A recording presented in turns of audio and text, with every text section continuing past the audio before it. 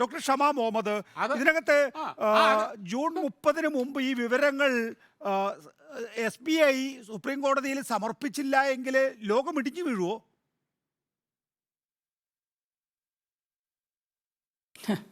എന്താ പറയുന്നത്, ഇപ്പം ഞാൻ ശ്രീ ഷാബു പ്രസാദ് പറയുന്നത് കേട്ടു, എനിക്ക് ചിരിയാ വരുന്നത്. ഇത് ഡെഫിനറ്റ്ലി നിങ്ങൾ പറഞ്ഞ പോലെ ക്വിറ്റ് പ്രോ കോ ആണ്. ഇപ്പം നമുക്ക് മനസ്സിലാക്കേണ്ടത് പറഞ്ഞാൽ അതിൻ്റെ സമയത്ത് 24-ൻ്റെ തെരഞ്ഞെടുപ്പ് ഏപ്രിൽ മെയിലായിരിക്കും. അപ്പം ഇനിയും അഥവാ അവർ തിരിച്ചു വന്നോ നമുക്കറിയില്ല. പക്ഷേ അവർക്ക് അതിൻ്റെ ശേഷം പിന്നെ അതിൻ്റെ ഫുൾ പിന്നെ ആ കേസ് ക്ലോസ് ആക്കും. പല കാര്യങ്ങളും നടന്നുകൊണ്ടിരിക്കും. ഇപ്പം നമ്മൾ കാണുന്ന ഇലക്ട്രൽ ബോണ്ടിൻ്റെ കേസ് തന്നെ എത്ര കാലം 6 കൊല്ലമായി സുപ്രീം കോർട്ടിൻ്റെ അകത്ത്. അത് ഇതിൻ്റെ മുമ്പേ നമ്മൾ തന്നെ പറയുന്ന കാര്യമായിരുന്നു. സുപ്രീം കോർട്ട് നിർണ്ണയം എടുക്കുമ്പോൾ തന്നെ ലേറ്റായിപ്പോയി. പക്ഷേ ഏതായാലും നിർണ്ണയം എടുത്തു, നല്ല കാര്യം. പക്ഷെ നിങ്ങൾ മനസ്സിലാക്കണം ഇതിൻ്റെ പിന്നിൽ എന്താ നടന്നതെന്ന് പറഞ്ഞാൽ ഒരു ഫൈനാൻസ് ആക്റ്റാണ് കൊണ്ടുവന്നത് 2017. ആ ആക്ട് കൊണ്ടുവരാൻ, ആ നിയമം കൊണ്ടുവരാൻ പാർലമെൻറ്റിൽ അവർ എത്ര നിയമങ്ങൾ മാറ്റിയെന്നറിയോ? അവർ കമ്പനീസ് ആക്ട് മാറ്റി, അവർ representation of the people's act മാറ്റി, അവർ FCRA മാറ്റി, അവർ RBI ആക്ട് മാറ്റി. അപ്പം ഇതെല്ലാം അവരെന്തിനാ മാറ്റിയെന്ന് പറഞ്ഞാൽ ഏറ്റവും ഇമ്പോർട്ടൻ്റ് ആയിട്ടുള്ള കാര്യം എന്ന് പറഞ്ഞാൽ പുറത്തുനിന്ന് ആദ്യം നമുക്കൊരു കമ്പനി പൈസ തരുമ്പം 7% തരാൻ പറ്റും. 3 കൊല്ലത്തിൻ്റെ പ്രോഫിറ്റ് നിന്നാണ് പൈസ തരാൻ പറ്റുള്ളൂ ഒരു കമ്പനി. അത് അവർ സ്റ്റേറ്റ്മെൻറ്റിലുണ്ടാവും ഇയർ എൻഡിൽ.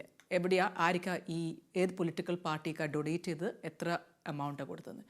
ഈ ആക്ട് ഫൈനാൻസ് ആക്ട് 2017 ജയിറ്റിലേക്ക് കൊണ്ടാന്ന് പറഞ്ഞാൽ അതിൽ ഏറ്റവും വലിയ ഇതെന്ന് പറഞ്ഞാൽ പുറത്തുനിന്ന് നിങ്ങൾക്ക് എത്രയോ പൈസ ഒരു പൊളിറ്റിക്കൽ പാർട്ടിക്ക് എടുക്കാൻ പറ്റും ഇലക്ട്രൽ ബോണ്ട്സ് ത്രൂ. അത് പുറത്തുനിന്ന് വരുന്ന പൈസ, അതും ഇറ്റ് ക്യാൻ ബി അനോണിമസ്, ആരും അറിയേണ്ട ആവശ്യമില്ല എത്രയോ എമൗണ്ട് നിങ്ങൾ കണ്ട. അപ്പോൾ അതിൻ്റെ ശേഷമാണ് ഈ ഷെൽ കമ്പനീസ് കൂടിയത്. ഈ ഷെൽ കമ്പനീസിന് കുറേ പൈസ ഇങ്ങോട്ട് വരും. അപ്പോൾ അത് ശരിക്കും ക്വിറ്റ് പ്രോക്കോ. ഇപ്പോൾ ഒരു വലിയ കമ്പനി ഉണ്ട്, അവർക്കൊരു മൈനിങ് പോളിസി മാറ്റണമെന്ന് പറയും. അപ്പോൾ ഗവൺമെൻറ് പറയും ഞങ്ങൾ ചെയ്തുതരാം, പക്ഷെ നിങ്ങൾക്കറിയാലോ ഇലക്ട്രൽ ബോണ്ട്സ് ഈ എമൗണ്ട് എടുക്കണം. അപ്പോൾ ഈ ഇലക്ട്രൽ ബോണ്ട്സ് പൈസ എവിടെ നിന്നാണ് വരുന്നത്? ഷെൽ കമ്പനീസ് പുറത്തുനിന്ന് നേരെ വരും. ബിക്കോസ് ഞങ്ങളുള്ള സമയത്ത് നമ്മൾ ഇതൊന്നും മാറ്റിയിട്ടില്ല. ഞങ്ങൾ പറഞ്ഞതെന്ന് പറഞ്ഞാൽ നിങ്ങൾ അക്കൗണ്ടിൽ അത് ഉണ്ടാവും. പിന്നെ 2000 റുപ്പീസിൻ്റെ അധികം നമ്മൾ കൊടുത്തു കഴിഞ്ഞാൽ നമുക്കറിയാം അത് എഴുതണമെന്ന്. അപ്പം അതെല്ലാം ഞങ്ങൾ കൃത്യ നിയമം ഇതാണ് നമ്മൾ പോയത്.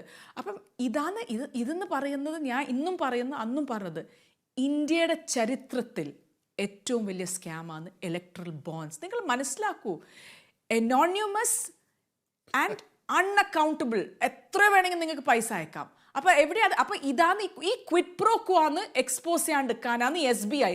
നിങ്ങൾക്ക് എല്ലാവർക്കും അറിയാം 48 കോടി അക്കൗണ്ട്സ് ഉള്ള SBI, 60,000 ATMs ഉണ്ട്, 22,000 ബ്രാഞ്ചസ് ഉണ്ട്. അപ്പോൾ ഇത്ര വലിയൊരു ബാങ്ക്, പുറത്തും നമുക്ക് ATMs ഉണ്ട് SBIൻ്റെ. അവർക്ക് ഒരു ദിവസത്തിനോ 2 ദിവസത്തിനുള്ളിൽ ഇത് തരാൻ പറ്റില്ല എന്നാണ് അത് നമുക്കറിയാം.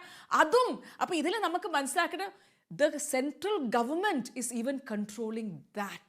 അവർ അത്രക്കും കൺട്രോൾ ചെയ്യാൻ അവരെല്ലാം ഇപ്പം എടുത്ത് ED, CBI, IT ഡിപ്പാർട്ട്മെൻറ്റ് എല്ലാം, ഇൻക്ലൂഡിങ് അവർ biggest bank in this country. അപ്പം നിങ്ങൾ മനസ്സിലാക്കണം, ഇനി അവർ തിരിച്ചു വന്ന ഭരണഘടന വരെ മാറ്റുന്നതെന്ന് ഷുവറാ. there is no denying that. Resign ചെയ്തു, രാജിവെച്ചു, പാർട്ടി ജോയിൻ ചെയ്തില്ലേ?